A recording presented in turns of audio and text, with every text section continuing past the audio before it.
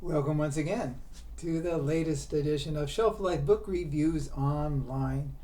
Thank you, as always, for taking the time to watch my videos, which hopefully you do find informative. And when you go to your local bookstore, you will very seriously consider the book that I'm reviewing for you this time out. And it is Holly by Stephen King. This is published by Scribner, and it retails for $39.99. Not a lot more that can be said about Stephen King that has not been said about the man over his pretty well close to 5 decades of writing. He has done it all. He is the master of horror, the master of suspense, psychological horror. He's written some of the most classic horror tales of all time. And lately his books have been more to the psychological horrors, but they've still been very entertaining. And in the Stephen King tradition, very highly recommended. Holly comes highly recommended too. People may be familiar with Holly Gibney. She was first seen in the book Mr. Mercedes, which came out in 2014. She had another appearance in The Outsiders, which was released in 2018. And in the Stephen King novella If It Bleeds in 2020, she was also there as well. Now she gets the guest starring role in the book. The book is all about her this time. And she's a very interesting character. She is the head of the Finders Keepers Detective Agency. Now, the year in the book, for most of it, is 2021, when COVID first came about. And there are so many references here to COVID.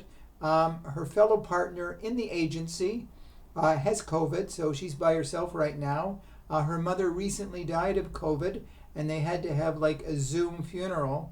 So there's a lot of references to COVID, anti-vaxxers, people who think it's all made up, and but the book is traditional Stephen King.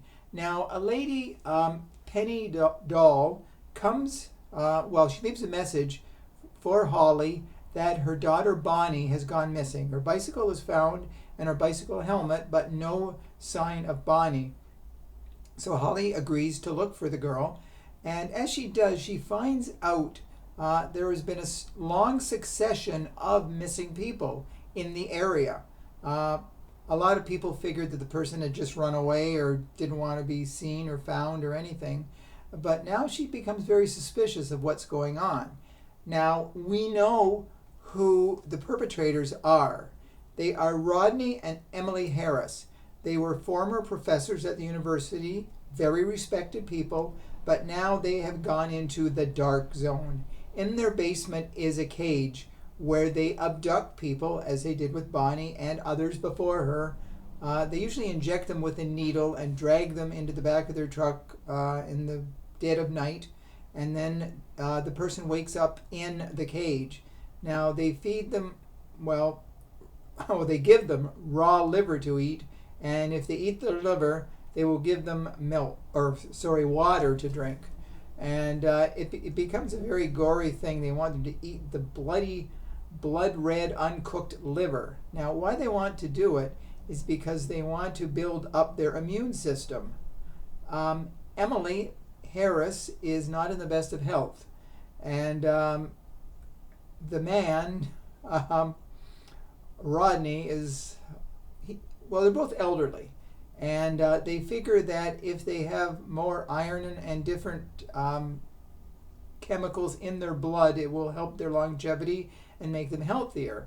So the end game for the people is they do kill them and they eat them. They eat their liver, they eat their brain, because they think it's helping their bodies grow stronger. So it is. Stephen King has gone into the cannibalism zone this time out. So it's really weird, but hey, it's Stephen King. What do you expect? But still, the book is highly entertaining. Holly Gibney is a great character. She's relentless in her pursuit of the truth and to find out what happened to these people, but she gets caught in their trap as well too. And it looks like it's lights out for Holly, but in the end, the good guys win. So I can't say too much more, of course, but let's just say if you like Stephen King, you will love this book. If you've grown a little weary of Stephen King and his stories lately, I think you should come back to this one because I think you'll enjoy it. It's over 450 pages, and but it's got great characterization. It's got a lot of references in the book to what was going on in 2021 with Donald Trump, conspiracy theorists.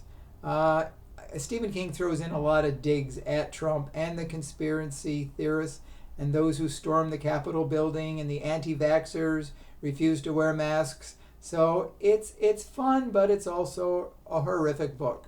So if you like Stephen King, you will say, hallelujah, this is a great book. And it is. Look for this one at your bookstore. And if you do buy it, let me know whether you do agree with my review or not. So thank you for watching. Until we meet again, stay safe, stay sane, stay in touch, and I will see you at the bookstore. Bye for now.